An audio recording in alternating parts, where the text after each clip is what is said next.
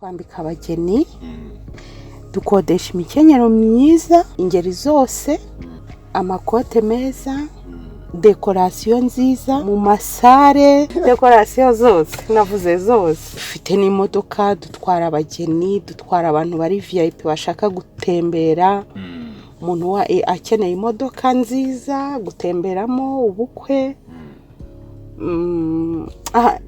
Muri gahunda zose turahari ku bwanyu, mudutere iyo nkunga.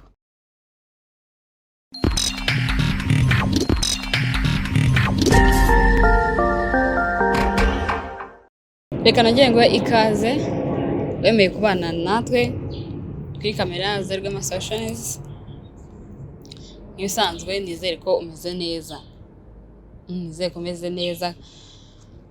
Kandi utameze neza ntibisanzwe. Ntabwo igihe cyose gihora gisa, kandi umeze neza ntabwo mwifuje ko haba nabi, ariko nyine niyo mu gihe umeze neza ibuka ko nyine ibihe bihinduka. Ejo bushobora gucya ibintu byabaye bibi, byabaye danje. Ibyo rero bizagufasha iki? Kumenya ko niba umeze neza ejo ushobora kumera nabi. Bizagufasha, hari ibintu uzizigamira cyangwa hari ibintu ugomba kumenya ngo wenda ejo ushobora kumera nabi kambigenza uko. Hari abantu wenda kenshi ariko bikunda kuba mu rubyiruko, usanga abayumva ngo hari wenda ko ubuzima ari bwiza kubera ko wenda urugero mfite akazi ndahembwa wenda $100,000, mu gihe nyabonye rero natanumva ko kanya mpita ngomba kuyamara, natanumva ko ngomba kuyishimamo n'abashuti banjye bigahita birangira. Kubera ko nyine icyo gihe wumva umeze neza. Hari abantu tubona amafaranga tugahita twumva ko ibibazo byarangiye. Wenda niba tubonye akazi, niba mbonye akazi ngatamva ko ibibazo byarangiye ubwo meze neza. Ariko buriya niba nakabonye ngomba kumenya ngo ejo bishobora nyine guhinduka, ibintu bikaba nabi. Ibyo nyine bizagufasha kwizigamira mu gihe umeze neza. Mu gihe umeze neza menya ko byahinduka bikaba nabi, wivuga ngo ubwo byakemutse, ubwo meze neza bihazahora bimeze neza. Menya ko bizahinduka. Ibyo bizagufasha rero kugira ibintu wizigamira. Hari ibintu nyine uzirinda kubera iyo mpamvu, uzi ko ibintu bitazahora bimeze neza kandi bimeze nabi. Menya ko nanone bizahinduka. Ntabwo ibintu bihora bimeze kimwe, bizahinduka, ibintu byongere bisubire ku murongo cyangwa ibintu byongere bimere neza. Ni ikibazo cy'igihe gusa, naho ubundi bizamera neza. Nisanzwe rero niko nanjye njye nivugira ibintu hano mvuga ni ibintu bishobora kugirira akamaro uno munsi cyangwa ejo bundi. Byose ntabwo ariko byakugira akamaro uno munsi, cyangwa byose ibyo mvuga byose ntabwo ariko bigufitiye umumaro. Buri wese afite ubundi, nk'uko reba nk'umuvugabutumwa urugero aba yabwirije, wenda urugero yabwirije nk'abantu nka 40. Urwo ni rwo rugero mfashe, nka 40 muri buriya butumwa aba yazanye aje kubabwira bose. Mwese nyine ntabwo aba ari ubwanyu. Ntawasanga niba muri abantu 40 ushobora gusanga umuntu umwe cyangwa babiri buriya butumwa aribo bwari bwagenewe, ugasanga yari ubwe, mwebwe ntabwo ari ubwayo. Niyo mpamvu hari ufashwa mu gihe bari kubwiriza, hari n'udafashwa akumva iryo jambo bavuze kabisa n'ahantu riri kumukora. Impamvu nyine n'ahantu riba riri kumukora ni uko ntabwo aba ari ibye. Nawe rero uri kubireba ushobora kuba atari ibyawe, ari iby'undi. Ari iby'undi birashoboka, cyangwa akazagira igihe ukumva ko bya bintu nyamara wagombaga kubyumva, wagombaga kubimenya ukabitega amatwi yawe ugiye kubibwira ibintu nyine ugomba kumenya tu. Ntabwo ari ukuvuga ngo iki ni ibintu ugomba kuba uzi, ni ibintu ugomba kumenya, cyangwa wenda wamenye hako hari undi utarabimenya. Niba uzi ikintu ntabwo nakana k'icyo kintu akizi, wowe urakizi, ufite nawe akimenye, ariko we ntabwo akizi. Wowe rero utakizi, njye ni wewe mbanje kwibwira cyangwa niwe nje kubwira aka kanya. Ikintu ugomba kumenya rero, wari uzi ko shikarete ijisha ubwonko? Nyine reba urugero, impamvu mbivuze ni iki. Usanga wenda mu gihe ngewe mpuye n'ikibazo cyangwa ndi mu bibazo, usanga kenshi abantu cyane urubyiruko bahita biyahuza iki, bahita bajya mu biyobyabwenge kugira ngo bajijishe ubwonko, bibagirwe base nk'aho bibagirwa ibyo bibazo ho gatoya basi. ati basi kambyibagirwa isaha, ariko baje mu bushakashatsi bwagaragaje ko aho kugira ngo unywe ibiyobyabwenge cyangwa wihoze inzoga wahekenya shikarete, kuko shikarete ijisha nyine ubwonko.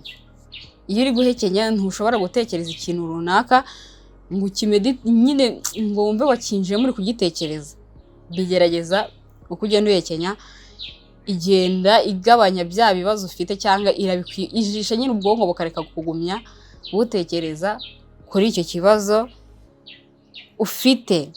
Guhekenya shikarete bigabanya imisemburo y'ubwonko no guhangayika, ahubwo birekura imisemburo yituze muri wowe.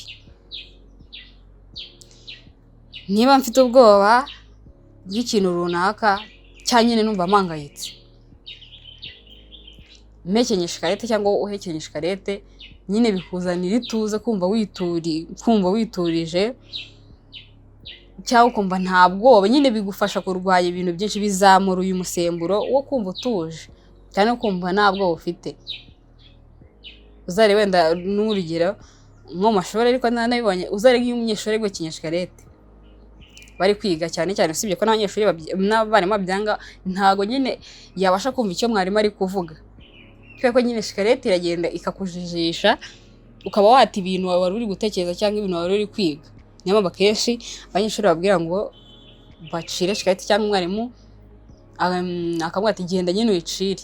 Ntabwo shikarete yatuma utekereza neza ikintu wari uri gutekereza. Rero niba wari uhangayitse cyangwa wari uri kwibaza ibintu byinshi byakubereye urusobe utari kubasha kumenyamo igisubizo, wakenya shikarete birashira.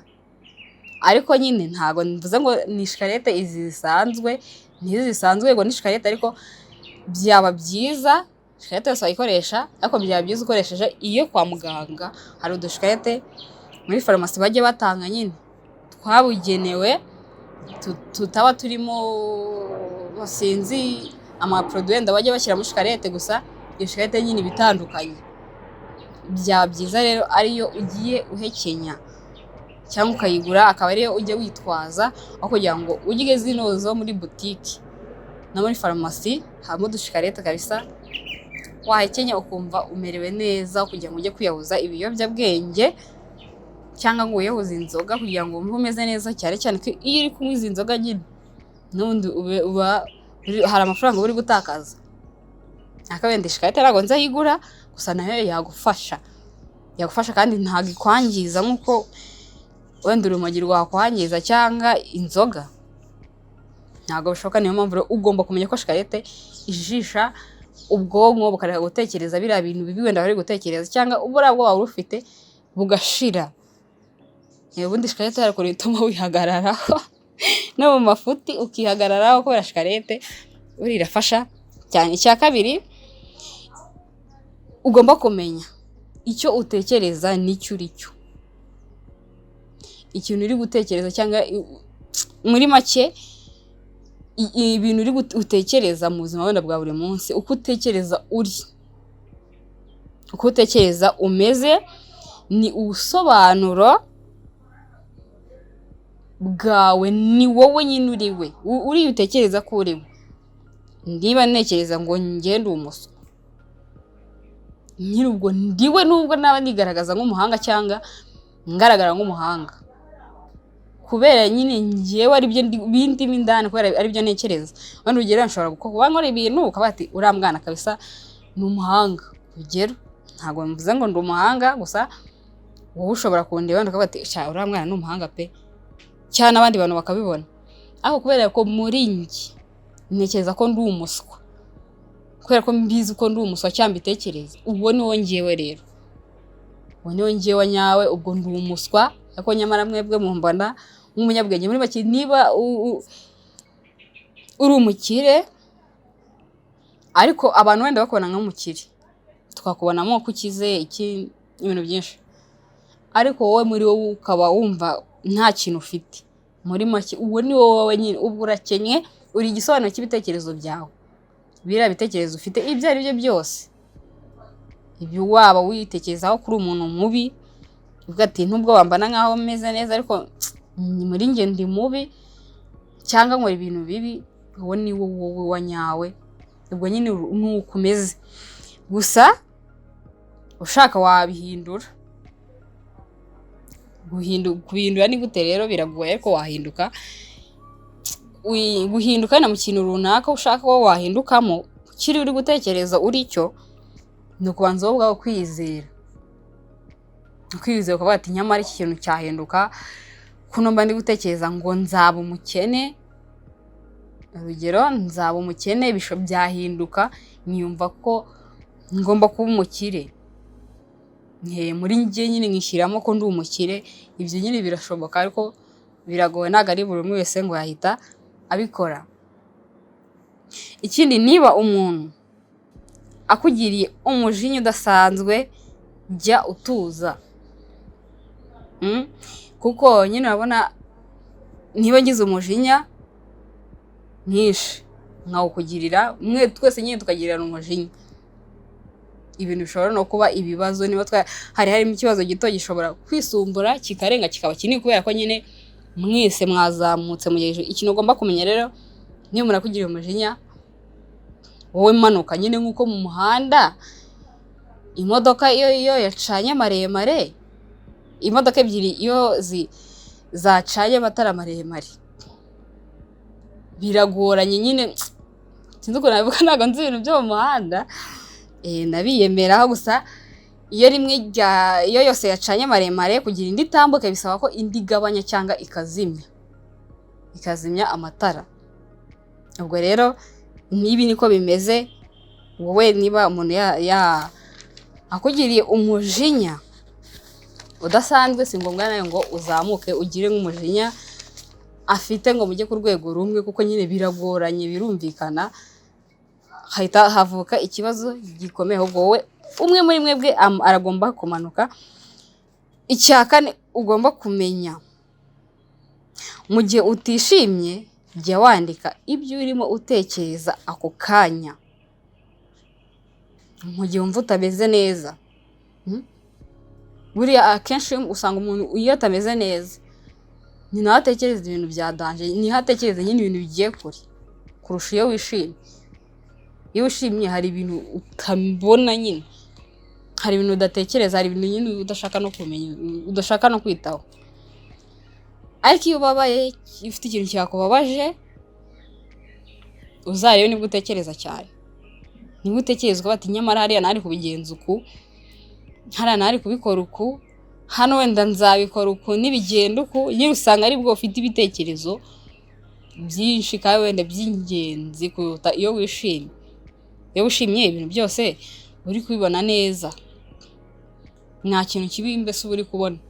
Ariko kubona ibintu byose ari byiza, ko iyo ubabaye ubasha kubona ibyiza ukabona n'ibibi. Rero ni ngombwa ko ugomba kwandika, ariko nyuma yo kwandika uzumva umeze neza, umeze nk'aho wabiganirije abandi. Ushobora kwandika wenda nkagira n'ibyo nkoramo by'ingenzi mu byo nanditse, wenda mu gihe umubabaro washize, nkasubira inyuma nkasanga harimo ibintu by'ingenzi nanditse nyine icyo gihe. Ariko nta ikindi kintu bigufasha kwandika muri ako kanya, wenda ubabaye cyangwa utishimye, bigufasha nk'aho nyine wiyumva ko hari umuntu wari kubwira, cyangwa hari abandi bantu wari kubwira, nyine bigakufasha rero kumva umeze neza. Gusa nanone iki ni ikintu ugomba kumenya, kuvuga ikibazo cyawe bishobora kugukiza burundu. Kukubwira ikibazo cyanjye bishobora kunyiza burundu nkakira, ariko none birashoboka ko kubivuga kwanjye cyangwa kuvuga ikibazo cyanjye byanyicisha burundu, cyangwa n'icyo kibazo cyaba kinini kurushaho. Iyo muri byose nyine ni ukugira amakenga. Cya gatanu, kwishyiramo umutuzo muri buri kintu cyose kikubayeho. Yaba ari ikintu cyiza, hari abantu nyine wenda nk'ikintu cyiza, wenda ikintu cyiza kikaza kikanungura, ugasanga nyine birahandenze. Hari abantu bishima, ugasanga no muri ibyo byishimo byakozemo ibintu bibi. Rero mu gihe wishimye cyane, gerageza ushyiremo umutuzo, menya nyine ko hari abandi batishimye. Nshobora kuba nishimye ko ndi mu bantu batishimye, rero mu gihe wishimye si ngombwa ngo bose babimenye ngo wishimye, kuko urishima uriya wenyine aribabarira cyababaye. Rero ibyo byishimo byawe uriya bishobora kutamushimisha. Rero tuza nyine muri ibyo bihe byo kwishima, ishyiremo umutuzo, utuzwe ati nibisanzwe. No mu gihe ubabaye tuza nyine, tuza kuko ubabaye ukwawe n'undi ababaye ukwe. Ikindi niba ugiye wenda, kuko bavuze ngo ishyiremo umutuzo muri buri kintu cyose kikubayeho. Niba wenda urugero none ngiye kuvugira mu ruhame, usibye ko twanabonye ko rimwe na rimwe bijya biba indwara, cyangwa umuntu akaba yarigeze gusebaho kera, nkaba narigeze gusebaho kera, ugasanga rero ndatinya kuba nasubira imbere y'abantu. Ishyiremo umutuzo, umva ko ari ibintu bisanzwe. Niba narasebeye imbere y'abantu, numve ko nta birenze nyine byabaye byahise. Nishyiremo umutuzo nyine, numve ko kujya imbere y'aba bantu atari ibintu biteye ikibazo. Rero ishyiremo umutuzo muri buri kintu kimwe cyose kibaye cyangwa kizakubaho, wowe umva utuje. Kuko nutumva utuje, niba umva nako udatuje, cyangwa ibintu dukora byose nyine nuko tuba twabanje kubitekereza. Niba uvuze ngo ninjye imbere y'abari abantu ndagira ubwoba se ndagwa, ntabwo nshobora kuvuga ikintu nyine uhaye ubwonko bwakira icyo ngicyo.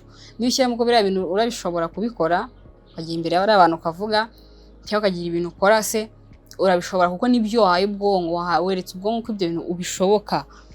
Ariko niba wereka ubwonko ko ibyo bintu bidashoboka, ntabwo bizashoboka nyine. Ubwo nyine bwakira ikintu tubuhaye, ikintu mbuhereje nicyo bufata. Ikindi, isi y'iki gihe ntabwo ifasha inyangamugayo, ahubwo ifasha abanyamayeri. Nawe urabizi, aho wicaye urabizi ko nyine kuri ubu, wenda mbere hakoraga ubunyangamugayo, ndi inyangamugayo, ibintu nk'ibi. Ariko ubu ngubu nureba neza, niba utarabibona, nureba ugafungura amaso, ukanyuza amaso cyangwa ibitekerezo byawe ukabijyana mu bintu bigiye bitandukanye, urasanga abantu bifitiye amayeri, bakoresha amayeri, ari bo isi nyine ishyigikiye kurusha uriya w'inyangamugayo. Ahubwo usanga bari ab'inyangamugayo ari bo bantu baba bafite nyine abantu babarwanya, cyangwa ntabwo bakibashyira imbere, ahubwo bashyira imbere abantu basigaye bafite amayeri. Rimwe na rimwe rero niyo mpamvu ugomba kwiga amayeri, ariko ugashyiramo ukaba n'inyangamugayo. Ubwo byose uzabikorera rimwe, ariko umenya ko ikintu ugomba kumenya ko amayeri ariyo ayoboye kurusha ubunyangamugayo. Ibyo ni ibintu ntari naguteguriye, ugomba kumenya 5 ugomba kumenya, ugomba kuba uzi nyine, ukabaho uzi ngo kabisa iyi si ubunyangamugayo ntabwo bakibushyira imbere, basigaye bashyira imbere abantu bafite amayeri nyine. Amayeri niyo asigaye akora kurusha ubunyangamugayo. Abantu bafite ubunyangamugayo, ikindi umenya ko nyine ugomba kwishyiramo umutuzo muri buri kimwe cyose kibaye, yaba cyiza yaba kibi, yaba mu kintu ugiye gukora utari usanzwe ukora.